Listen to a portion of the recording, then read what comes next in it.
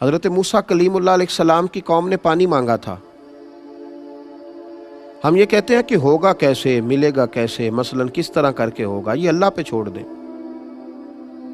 مالک پتہ ہی نہیں لگنے دیتا کس طرح حالات بہترین فرما دیتا ہے. وہ کیسے کرے گا ہمیں خبر نہیں ہوتی، اور آپ نے زندگی میں، میں نے زندگی میں یہ تجربہ کیا ہوگا کہ نہیں پتہ چلتا حالات کیسے ٹھیک ہو جاتے ہیں. حضرت موسیٰ علیہ السلام کی قوم نے آ کے پانی مانگا تھا کہ پانی دیجیے. پانی چشموں سے ملتا ہے، پہاڑوں سے نہیں ملتا.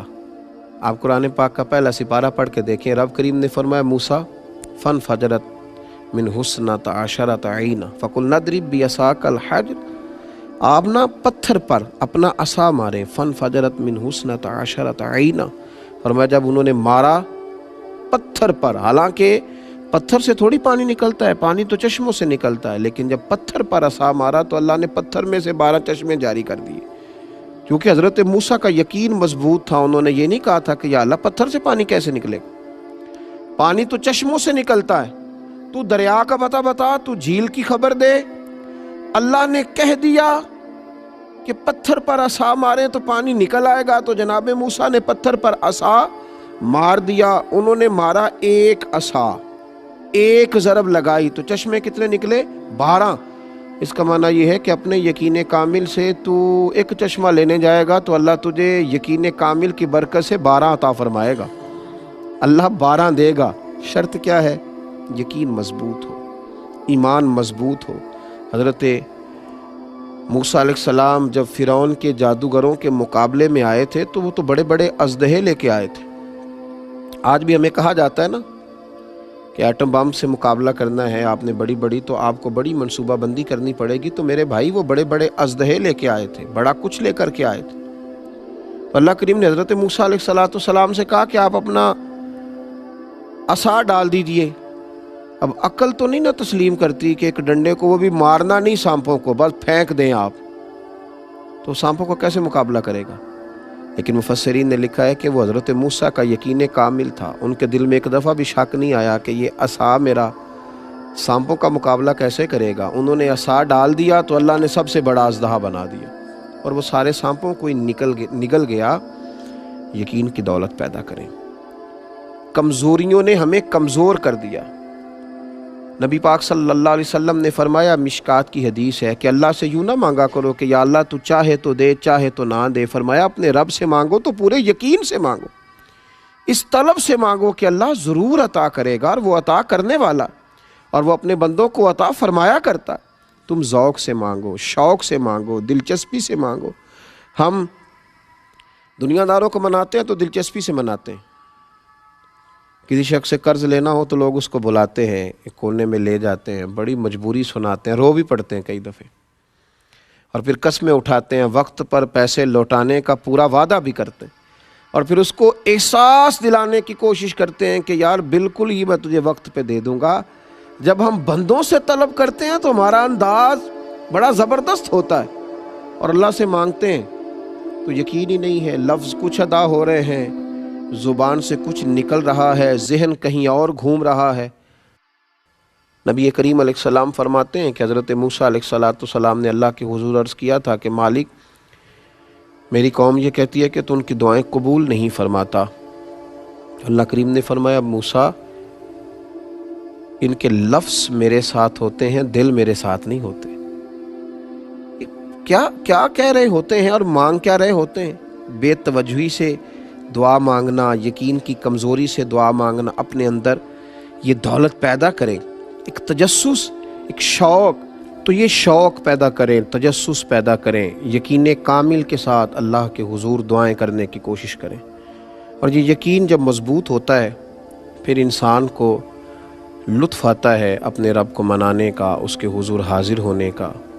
پھر وہ بہت ساری بے یقینیوں سے، بہت ساری تڑپ سے وہ بچتا ہے. نبی کریم صلی اللہ تعالیٰ علیہ وآلہ وسلم نے صحابہ کرام علیہم رضوان کے سامنے جب کسی گفتگو کا آغاز فرمایا تو حضرت انس بن مالک رضی اللہ تعالیٰ عنہ فرماتے ہیں اگر حضور قیامت کا ذکر کرتے تھے تو ہمیں یوں لگتا تھا کہ مسجد سے اٹھ کر کے جائیں گے اور قیامت آ جائے گی.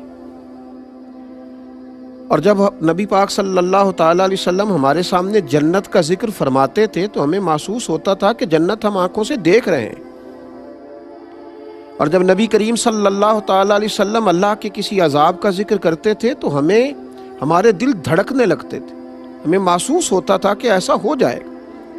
یقین کامل کے ساتھ جب چیزیں سنی جاتی ہیں، اور یقین کے لیے یہاں تھوڑی سی محنت کرنی پڑتی ہے، دل کو ذرا ٹھہرانا پڑتا ہے، کچھ ماحول ایسا پیدا کرنا پڑتا ہے۔ حضرت ام سلمہ رضی اللہ تعالی عنہا جو بعد میں ام المومنین بنی، مسند امام احمد میں حدیث ہے، فرماتی ہیں کہ نبی پاک علیہ الصلاۃ والسلام کے صحابی ابو سلمہ جو میرے شوہر تھے تو بڑے شفیق تھے، بڑے مہربان تھے، بڑا پیار کرنے والے تھے، اور مدینے میں میرے شوہر کی لوگ مثالیں دیا کرتے تھے۔ ام سلمہ کا شوہر ابو سلمہ بڑا ہی رفیق ہے، بڑی محبت کرنے والا ہے۔ فرماتی ہیں وہ مسجد نبوی شریف سے جو بھی سن کے آتے مجھے گھر آ کے سنایا کرتے۔ ایک دن وہ مسجد سے حدیث سن کے آئے تو بڑے خوش تھے، اور آ کر کے مجھے کہنے لگے کہ ام سلمہ آج میں ایسی بات سن کے آیا ہوں کہ تم بھی اس پہ عمل کرو گی تو اللہ تمہیں بڑا ہی اجر عطا کرے گا۔ میں نے کہا سنائیے، تو کہنے لگے آج قریب محبوب علیہ السلام نے کہا ہے کہ جس پر کوئی مشکل آئے اسے کہنا چاہیے انا للہ و انا الیہ راجعون، تو اللہ تعالیٰ نے جو چیز اس سے لی ہوگی اللہ اس سے بہتر اسے عطا کر دے گا، اللہ کسی نہ کسی انداز میں اسے اس کا نعم البدل دے دے گا۔ تو یہ پڑھنا چاہیے۔ جناب ام سلمہ کہتی ہے میں نے وظیفہ بنا لیا، لیکن یقین کامل کے ساتھ بنایا، میرا ضمیر اس بات پر مطمئن ہو گیا کہ واقعی اللہ نے جو لیا ہوگا اللہ اس سے بڑھ کر مجھے عطا کرے گا۔ آپ فرماتی ہیں وہ شوق، وہ ذوق، اس دلچسپی سے میں پڑھتی، اور میں نے اس کا ایک بار نہیں 20 بار تجربہ کیا کہ میں جب بھی اس کو پڑھتی تو میرا جتنا نقصان ہوا ہوتا اس سے بہتر چیز اللہ مجھے عطا کر دیتا۔ فرماتی ہیں مجھ پر ایک ایسی مصیبت آئی جو میں کبھی سوچ نہ سکتی تھی، میرے شوہر جناب ابو سلمہ انتقال کر گئے، اور ایسا شخص چلا گیا، ایسا شخص اٹھ گیا جس کی لوگ مثالیں دیتے تھے۔ حضرت ام سلمہ رضی اللہ تعالیٰ عنہ فرماتی ہیں میں بڑی پریشان ہوئی، وہ وظیفہ میں نے پڑھ لیا جو حضور نے کہا تھا انا للہ و انا الیہ راجعون، پر میں سوچتی تھی اب میں بوڑھی بھی ہوں، حسن بھی وہ نہیں رہا، اور ابو سلمہ سے اچھا شوہر مجھے کیسے ملے گا؟ پر محبوب کے اس فرمان پر بھی یقین کامل تھا کہ اللہ بہترین نعم البدل عطا کرے گا۔ جناب ام سلمہ رضی اللہ تعالیٰ عنہ کہتی ہیں میں اپنے بچوں کے درمیان پریشان بیٹھتی تھی، میری عدت گزری۔ مسلمانوں جب یقین کامل ہوتا ہے تو پھر جناب ام سلمہ کہتی ہیں اللہ تمہیں ایسا نوازتا ہے تم نے کبھی سوچا بھی نہیں ہوتا۔ آپ فرماتی ہیں کہ میرے گھر میں اتنا بڑا اعزاز مجھے ملا کہ خود اللہ کے محبوب علیہ السلام تشریف لائے۔ میں سوچتی تھی ابو سلمہ سے اچھا شوہر کیسے ملے گا، تو نبی پاک علیہ السلام نے مجھے آ کر کے کہا کہ ام سلمہ میں تیرے ساتھ نکاح کرنا چاہتا ہوں۔ کہتی میں اس قدر خوش ہوئی کہ میرے آنسو بہہ گئے۔ میں نے کہا کہ محبوب کی بات پر یقین کامل نے مجھے اتنا نواز دیا کہ میں کہتی تھی ابو سلمہ سے اچھا شوہر کیسے ملے گا، اور رب کریم نے مجھے ساری کائنات سے اچھا شوہر عطا کر دیا۔ حضرت ام سلمہ کہتی ہیں میں نے عرض کی یا رسول اللہ صلی اللہ علیہ وسلم میں بوڑھی بھی ہوں، کوئی زیادہ خوبصورت بھی نہیں، حضور میں کوئی خدمت نہیں کر سکتی، تو یہ شفقتیں، تو حضور نے فرمایا بس میں تمہیں اور تیرے بچوں کو سہارا دینا چاہتا ہوں۔ تو آپ فرماتی ہیں میرے یقین کامل نے مجھے مومنوں کی ماں بنا دیا ہے، میرے یقین کامل، اعتماد کی مضبوطی۔ جب جنگ احد ہو رہی تھی نا تو کفار نے ایک افواہ یہ پھیلا دی تھی کہ نبی پاک علیہ السلام کو شہید کر دیا گیا، اور یہ ایک بہت بڑی سازش کی تھی قریش مکہ نے، چونکہ اس سے مسلمانوں کے حوصلے ٹوٹ گئے۔ ان کا خیال تھا کہ اب ان کے یقین میں کمزوری آئے گی۔ صحابہ کچھ بکھر گئے، کچھ ذہن بکھر گئے۔ حضور علیہ الصلاۃ والسلام کی شہادت کی خبر نے لوگوں کو کمزور کر دیا۔ حضرت انس بن نضر رضی اللہ تعالیٰ عنہ جناب انس بن مالک کے چچا تھے، حضرت عمر فاروق سے ملے، احد کے میدان میں جنگ ہو رہی تھی، تو جناب عمر کہتے ہیں اس شخص نے اتنا یقین کامل والا فکرہ بولا کہ لوگوں کی سوچیں بدل گیا۔ کہنے لگے عمر حضور شہید ہو گئے؟ تو میں نے کہا خبر تو میں نے بھی سنی ہے۔ تو کہا عمر یہ جو جنت کا پہاڑ ہے نا اس کے قریب سے مجھے جنت کی خوشبو آ رہی ہے، جنت دور نہیں ہے، میرا یقین یہ کہتا ہے کہ جنت بالکل قریب ہے، خوشبو آ رہی ہے، آؤ چلیں، آؤ چلیں اور چل کے جنت کی اس خوشبو کو حاصل کریں۔